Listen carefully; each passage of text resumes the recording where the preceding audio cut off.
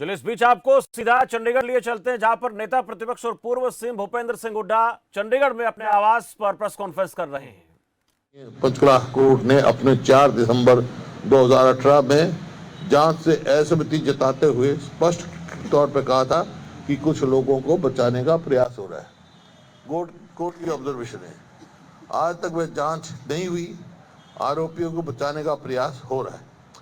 इसी प्रकार से एचसीएस की भर्ती में जहां सरकार ने विजिलेंस द्वारा मारी गई रेड पर अपनी पीठ को थपथपाने का काम किया था, वहां उस भर्ती को कैंसिल नहीं किया गया और सभी सिलेक्टेड कैंडिडेट्स को ज्वाइन करवा दिया गया।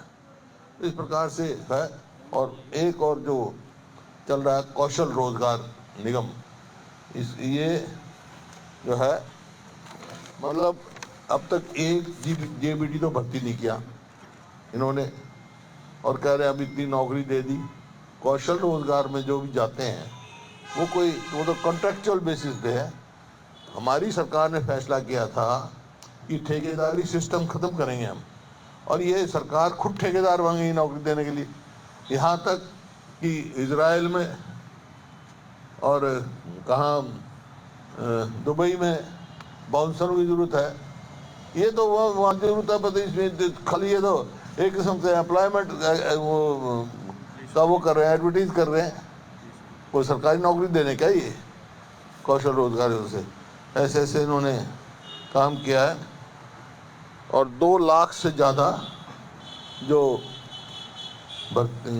नौकरियां हैं, रिक्त स्थान है, वो खाली पड़ी है। और युवाओं के साथ जो है एक किस्म से बदा मजाक किया जा रहा है हमारे युवाओं के साथ। बताओ, इजराइल में भेज रहे, इजराइल से तो हिंदुस्तानियों ने भी अपने आदमी बुला लिए थे सरकार ने, वहाँ उनको बचाने के लिए मतलब एक सुविधा प्राप्त की थी कि भाई जो हिंदुस्तानी वहाँ पर है सेफ एंड साउंड आ जाए, ये वहाँ भेज रहे, कोई मतलब नहीं इनका। तो ये ऐसे है। और जो जितनी नौकरी देते हैं कौशल रोजगार में, ना तो उसमें कोई मेरिट है,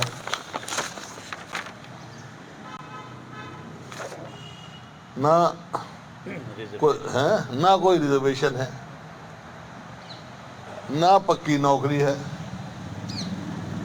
फिक्स्ड है। और कोई भी एजेंसी एडवर्टाइज करती है हमारे को चाहिए, वो कौशल रोजगार योजना में डाल देते हैं। तो ऐसा तमाशा बना रखा है। फिर बहुत सारा क्लेम किया गया, भाई हमने शिक्षा में ये किया वो किया। जो एजुकेशन पॉलिसी है केंद्र की, नेशनल एजुकेशन पॉलिसी, उसमें जीएसडीपी का 8% खर्चा होना, 6% खर्च करना चाहिए, और इन्होंने किया बजट में कुल 2%।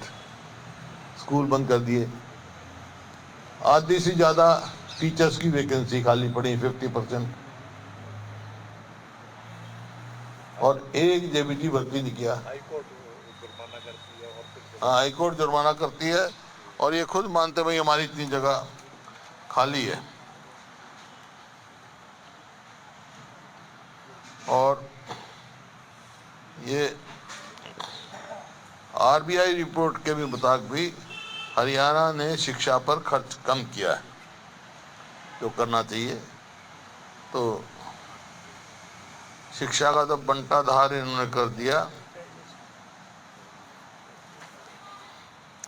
एक भी 11.76% कम, 11% कम किया इन्होंने।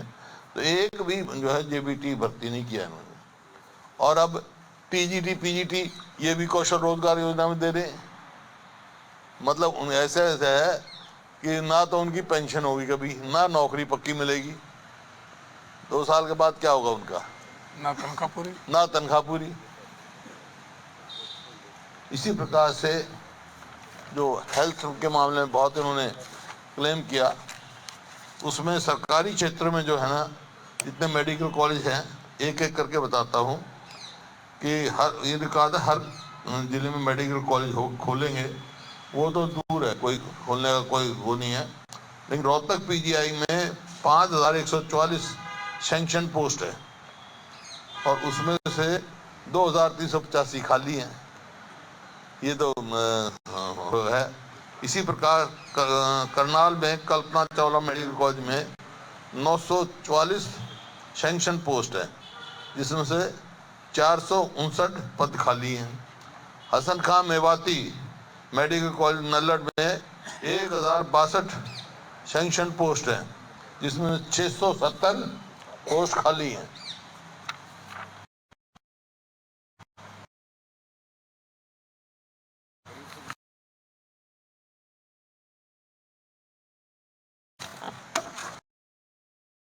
खानपुर मेडिकल कॉलेज पोस्ट है खाली पड़ी है। मेडिकल कॉलेज फरीदाबाद में 878 सैंक्शन पोस्ट है, जिसमें 492 पद खाली पड़े हैं। 878 में तो कहाँ जाएंगे लोग? मतलब ऐसी परिस्थिति कर दी, बिल्कुल स्वास्थ्य सेवाओं का भट्टा बटा दिया।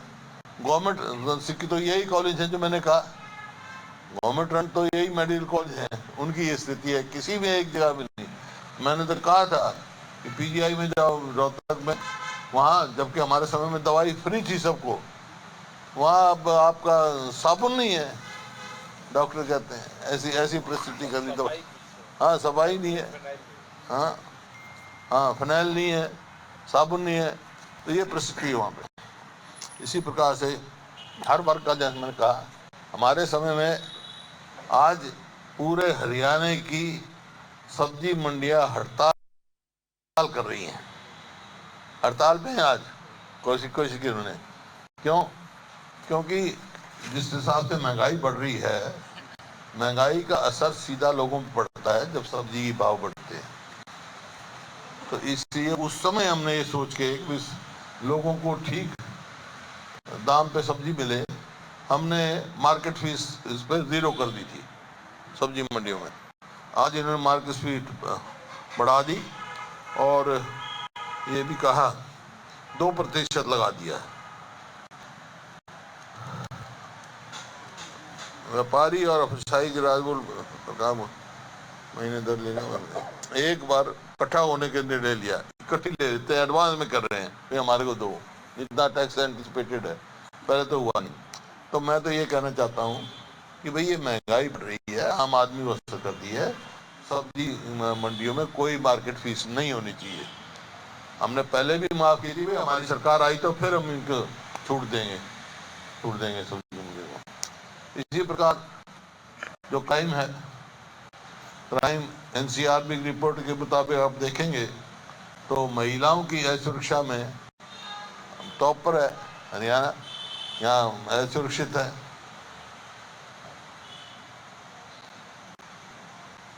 अब ट्रांसपोर्टेशन का मान लो, आम आदमी को रोडवेज की जरूरत पड़ती है, हर आदमी गाड़ी अफोर्ड नहीं कर सकता।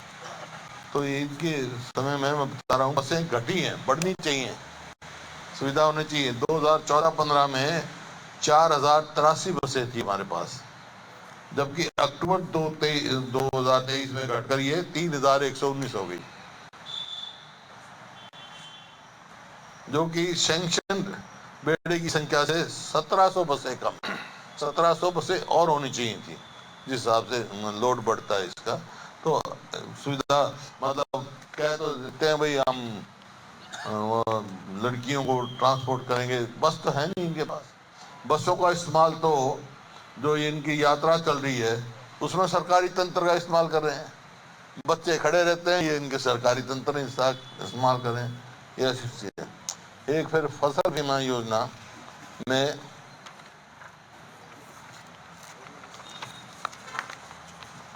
जो है प्रीमियम ज़्यादा गया है, लोगों को अब तक मिला नहीं ना। बाढ़ का पैसा, बाढ़ में जो फसल खराब हुई थी उसका मिला, क्योंकि क्लस्टर 2 में तो जो है उन्होंने इंश्योरेंस कंपनी ने प्रीमियम तो ले लिया, लेकिन आगे कार्रवाई करने से मतलब रहेगा। यहाँ तक है कि वर्ष 2022-23 में एसी एक कंपनी है,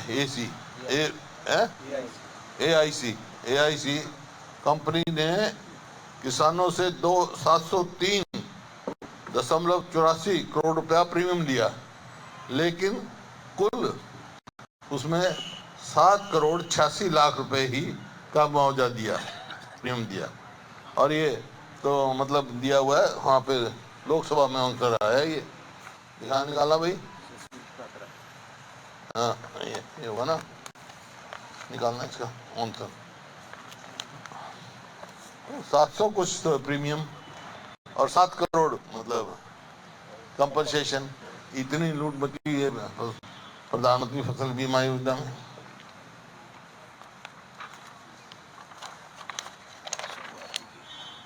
नहीं होता है, एग्री होता है स्मार्ट, इसका जो है ना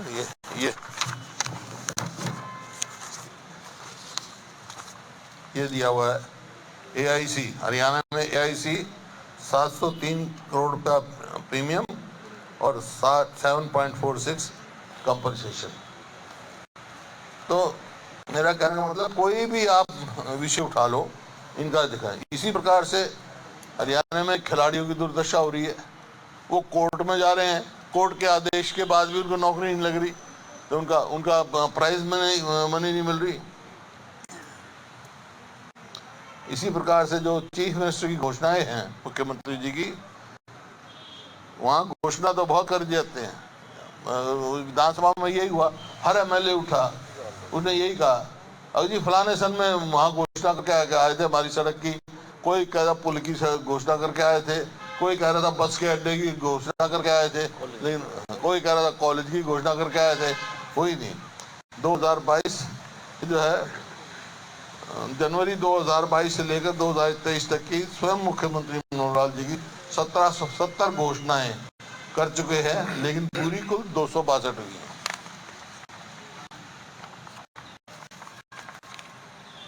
और कर्जे में डूबने का काम कर दिया।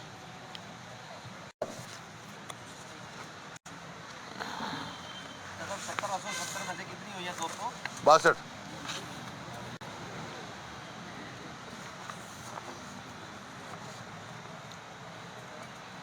देखिए इनकी नॉर्म्स जो FRBM में जो नॉर्म्स थी 2005 में, जैसे हमारे समय में तो 15 या 17% थी, आप 30% इन्होंने कर दी। लेकिन अगर इनका लगाए हिसाब तो देव क्रॉस लिमिट 37.7% हो गई against the norms of 30% fixed by finance commission. Finance commission ने 30% की थी, क्योंकि FRBM 2005 में ये लिखा हुआ है state debt must include internal borrowing, मतलब loan raised by the government directly, फिर पब्लिक अकाउंट डिपॉजिट्स, ये स्मॉल सेविंग वगैरह, and government guaranteed loan raised by government companies. According to state debt to GSDP comes to 37.7%. against the norm of 30%. Against 30% fixed. During the 9 years, the government has placed the state into debt trap, and hence we are likely to face Punjab-like situation. मैं कई दिन से कह रहा हूँ, लेकिन ये इस बात को मानने की तैयार नहीं है, सही फिगर देते नहीं है।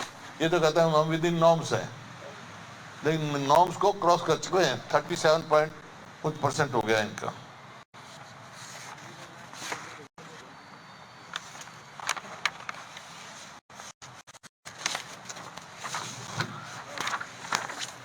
ये मोटी मोटी बात है। बाकी जो हमारी आज मीटिंग थी उसके बारे में अध्यक्ष जी ब्रीफ कर देंगे। हमारे कांग्रेस के विधायकों की और पूर्व विधायक और जो हमारे असेंबली कैंडिडेट से वरिष्ठ नेताओं उनकी मीटिंग बुलाई गई थी, क्योंकि वहाँ इंडिया की भी मीटिंग हुई है, इंडिया ब्लॉक की भी, और कांग्रेस का 138 साल कंप्लीट हो रहे हैं 28 तारीख को, तो उसके बारे में मीटिंग बुलाई गई थी। अध्यक्ष जी आप ब्रीफ कर दें, फिर कोई सवाल हो पूछ लेना मेरे से भाई। जैसा कि आदरणीय हुड्डा साहब ने आपके को बताया कि आज हमारी पार्टी की मीटिंग थी, जो PCC के जो डेलीगेट हैं और जो सीनियर जो साथी जिन्होंने चुनाव लड़ा था, फ्रंटल ऑर्गेनाइजेशन के जो हेड और दूसरे जो हमारे प्रकोष्ठ हैं उनके हेड की मीटिंग बुलाई थी।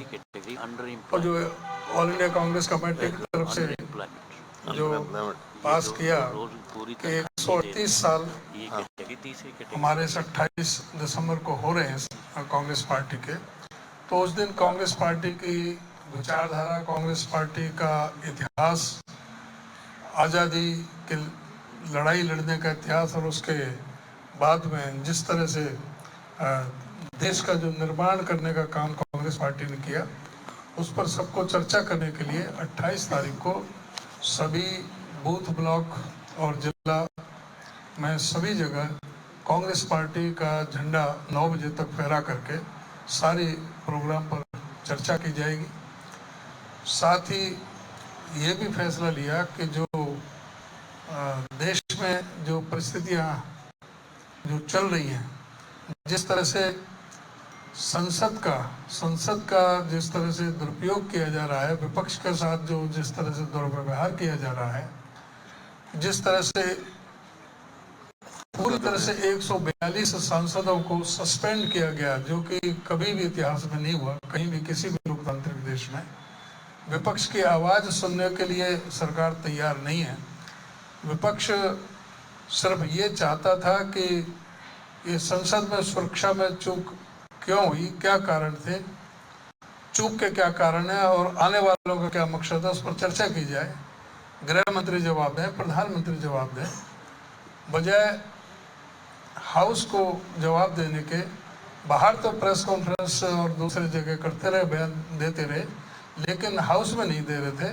तो उसके लिए सांसदों ने दबाव बनाया कि यहाँ पर जवाब दिया जाए और उसके विरोध में उनको सभी 142 सांसदों को बाहर कर दिया गया। तो ये एक लोकतंत्र के खिलाफ जो कृत्य है, और इसके बारे में इंडिया गठबंधन की मीटिंग हुई और उसमें तय हुआ कि 22 तारीख को, परसों 22 तारीख को सभी जिला हेडक्वार्टर पर प्रदर्शन और धरने दिए जाएंगे और इस जो सरकार का जो कृत्य है, इसका विरोध पूरी जोर से क्षमता के साथ में इसका विरोध किया जाएगा। साथ ही पार्टी ने यह भी निर्णय लिया कि 138 साल होने पर, क्योंकि सारा जो संसाधन है वो भारतीय जनता पार्टी के साथ में है, चाहे वो संवैधानिक एजेंसियां हों, चाहे इलेक्टोरेट बॉन्ड के माध्यम से जो सारा जो फंड जो आता है 95% वो सत्ता पक्ष को जाता है, जिससे संतुलन नहीं बन पाता लड़ाई लड़ने में। तो हमारे राष्ट्रपिता महात्मा गांधी जी ने 1920-21 में एक फंड स्थापित किया था, उनका तिलक जी के नाम से, तिलक स्वराज फंड।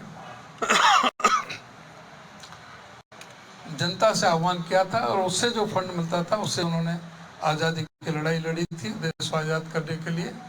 तो आज भी परिस्थितियाँ वही हैं कि आज लोकतंत्र को बचाने के लिए, सरकार से मुक्ति पाने के लिए कार्यकर्ताओं से आह्वान किया कि भाई सभी एक बूथ में कम से कम 10 लोगों से 138 रुपये प्रति व्यक्ति, यानी कि एक बूथ पर 1380 रुपये कम से कम ये प्रेरित किया जाए, जो हमारे कार्यकर्ताओं के द्वारा कि जो फंड दिया जाए।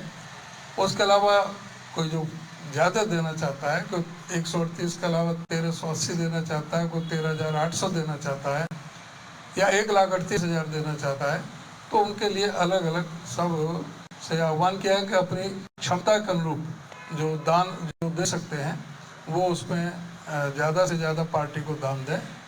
तो बहुत लोगों के अंदर जोश और उत्साह था। आज भी लगभग अभी हाथों हाथ ही अभी लगभग 1.5 करोड़ रुपए का लोगों ने डोनेशन के लिए अपने वो किया। बाकी तो डोनेशन सारे उसमें से गांव में सबसे ब्लॉक से आएगा। तो मैं समझता हूँ ये तो चलता रहेगा। 28 तारीख तक ये ऑनलाइन है, उसके बाद वैसे ज़मीनी स्तर पर भी इस पर होगा। तो उसके लिए जो आज की जो मीटिंग हुई बहुत ही फ्रूटफुल थी, बहुत ही शानदार थी। सब में बहुत अच्छा रिस्पॉन्स था कार्यकर्ता साथियों के।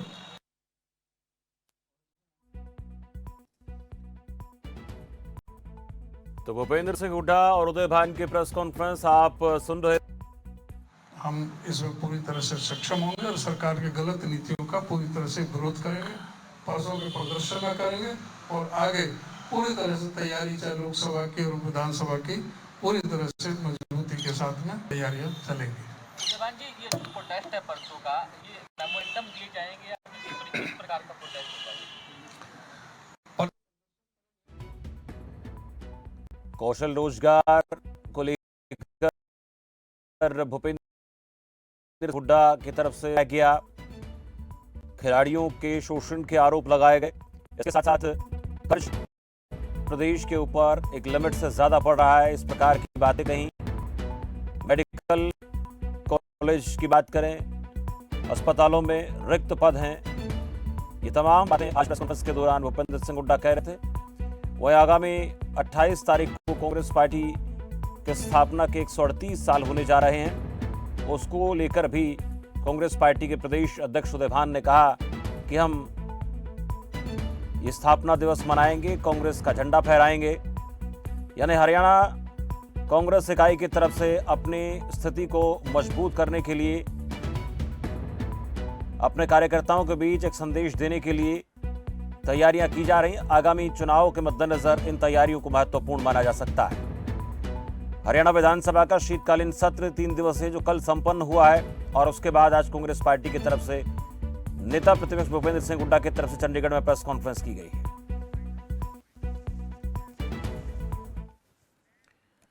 चलिए, फिलहाल इस बुलेटिन में इतना ही। देश दुनिया की तमाम अहम खबरों के लिए बने रहें खबर फास्ट के साथ। नमस्कार।